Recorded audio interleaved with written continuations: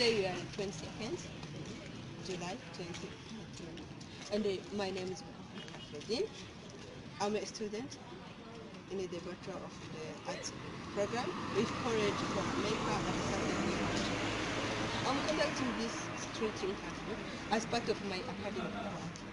With your consent, I will use this interview and use the information in a street interview, like under the project that I'm working on, which called the government and under the contribute to society.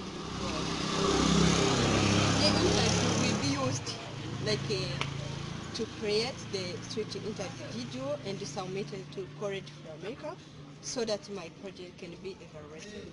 And this recording will be solely for this purpose. The interview information will be temporarily started in the CFA online evaluation system, to which only the evaluator and CFA staff will have access. Do you have any question? No question. Do you give your consent to be interviewed and recorded? Yes, I do. Can you read the statement below? I, Pacific, give my informed consent to participate in this interview, to be recorded and used as a part of students' academic work. Thank you. Let us start our interview. I'm gonna ask you different questions about the government, and you're going to reply what you. And during this video, your name will not be displayed on any interview. So let us start. What are the branches of the government? I know there is executive, legislative, and I don't remember that. What does each branch do? So legislative is more of making law, and this executive, it executes, it enforces those laws. Oh, what about the judicial? Judicial is more of judging, making it's more of these things of departments of judging, things of crime, you know. We know that Democratic and the Republican are the major parties. Can you name a third party? Oh, well, we have there is a party called Libertarian, and that's one of the third parties. What is the basic processes by which a bill becomes a law? I'm not very sure about it because it's such a long journey, but it is just introduced, then it passes different level of government, where it finally gets approved by the president when other levels have marked it yes on that deal. Thank you. This is the end of our interview. You're welcome.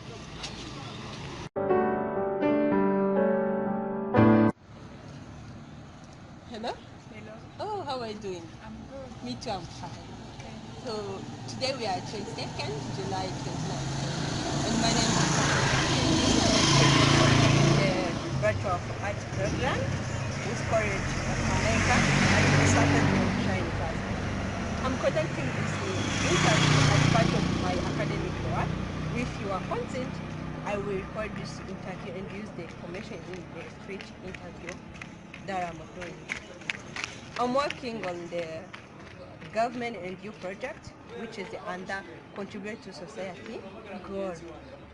The interview will be used to create a street interview video and submit it to Courage for America so that my project can be evaluated.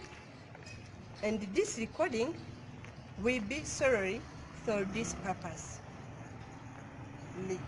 being evaluation. The interview information will be temporarily stored in the CFA online evaluation system, to which only the evaluator and the CFA staff will have access on it. Do you have any question? No question. Do you give your consent to be interpreted in the recording? Can you read this statement below? Okay. I, I, Janet, giving my informed consent to participate in this interview to be recorded and used as a part of the students' academic work. Okay, thank you. Let us start by saying more about the structure of the government. And I'm going to ask you a question and you reply depending how the information you have is it. So, what are the three branches of the government? I think we have three branches of government, which are the executive, the legislative, and the judicial. Okay, thank you. Does each branch do? I think for executive, it's made with the president.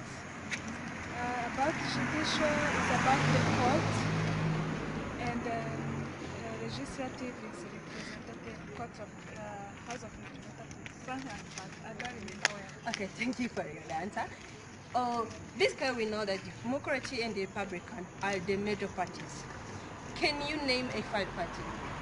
I think the third party is libertarian. Okay, thank you for your.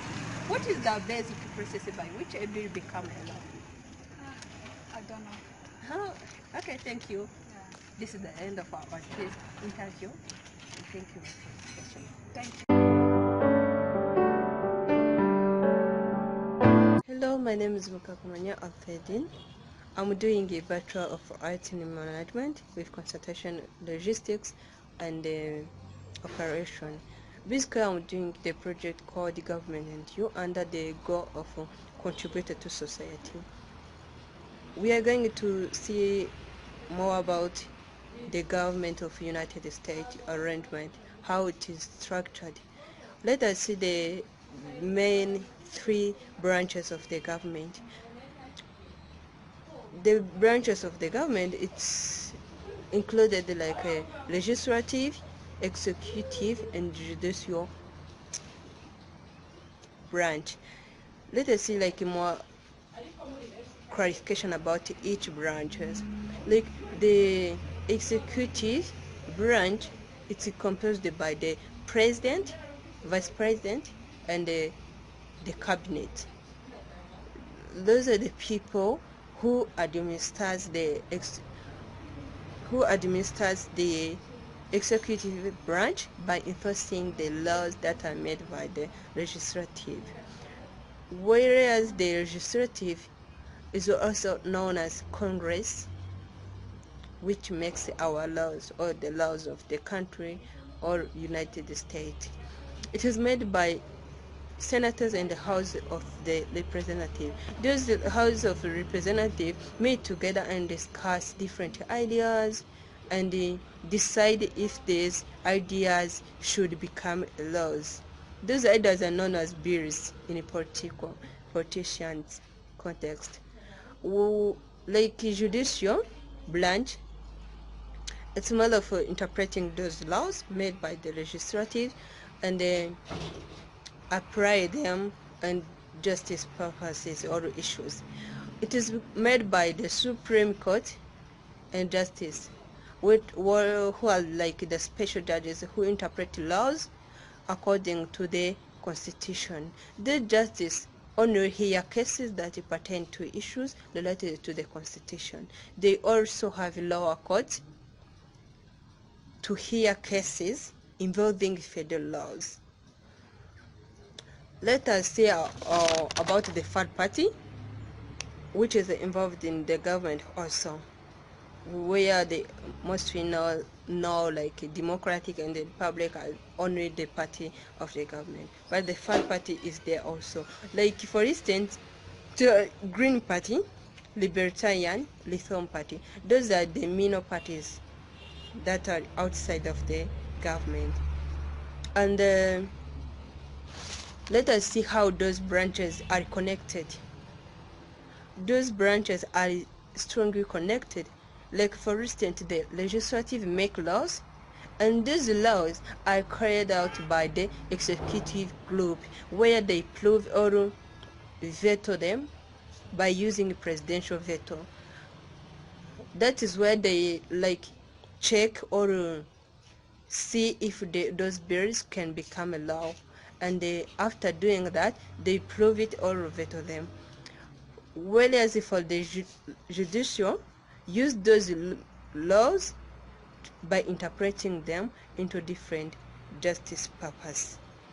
Let us see how they regulate each other by seeing checks and balances. Like according to the GPO, legislative make laws, but president from the executive group can veto those laws with a presidential veto. And the president can veto those laws, but the legislative can override that veto with enough votes. That means that they they don't need to refuse or to reject it again, but they vote it to prove that it should be there, or it should become like a law. Like for the judicial, the legislative branch makes those laws of the country, but the judicial can declare those laws unconstitutional. That means that they all control each other. They collate any different issues. They work together as a team. Let us see how the two-party system starts. The two-party system starts around 1790s. Like it was dominated by the argument of two people, Alexandra as the Federalist leader, and Jefferson, who was the anti-Federalist leader known as the Democratic Republican leaders. In that time, the government was ruled by the President George Washington, and he didn't bind on any side or any party because the political party was not there in that time.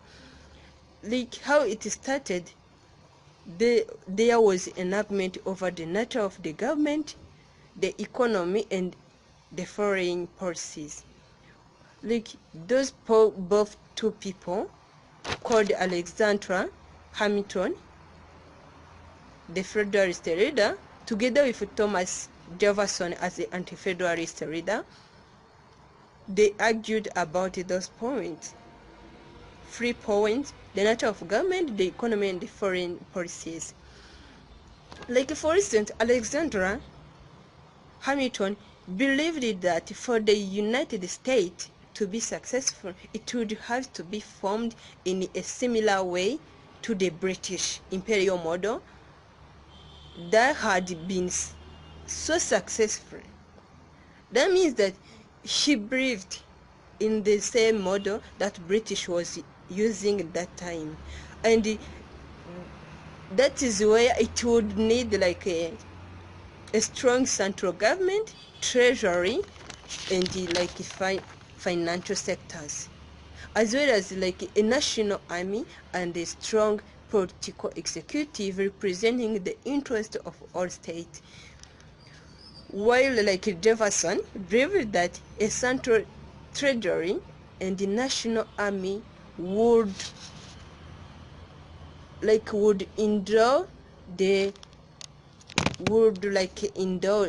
central government with too much power, that like an economy driven by finance would lead to reckless gambling. That means that he also he thought a strong president would be no better than a Polish king. That means that everyone could not be involved in the electing someone that he doesn't believe in. Like another thing, Jefferson was like mistrustful of British, while the Hamilton's preference was like for a British style system as being dangerous to the hard-won freedoms of the American liberation.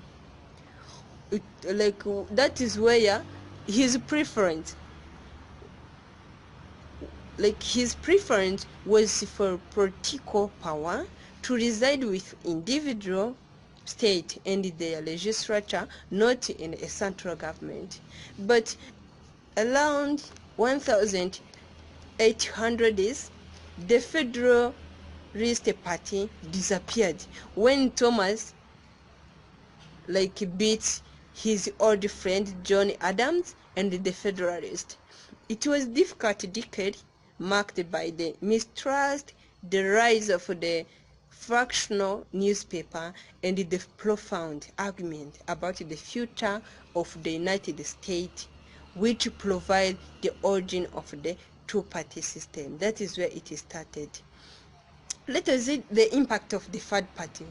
The third party can shift national attention to particular issues, and also it can take a vote away from a model party's candidates by influencing the outcome of the election. Let us see how a bill become a law.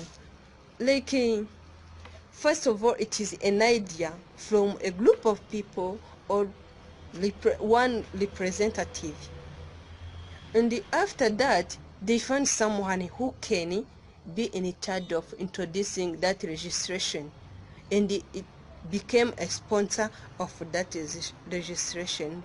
Committee actions take action of examining the bill carefully. After being examined, it is sent to the House action for being debated and amended on. After being debated and amended, legislative can mark up, and this is to make same changes on the amendment or debate. After same changes and the debate, the bill is sent to the full committee to be voted on its recommendation to the Senate. After the bill can send to the House of Representatives to be approved as amended, it passed for the final approval, which is made by the president. And in that case, the president has the right or responsibility to reject it or to approve it. He can reject it when he see that it cannot be a law by using presidential veto. Thank you for watching this video.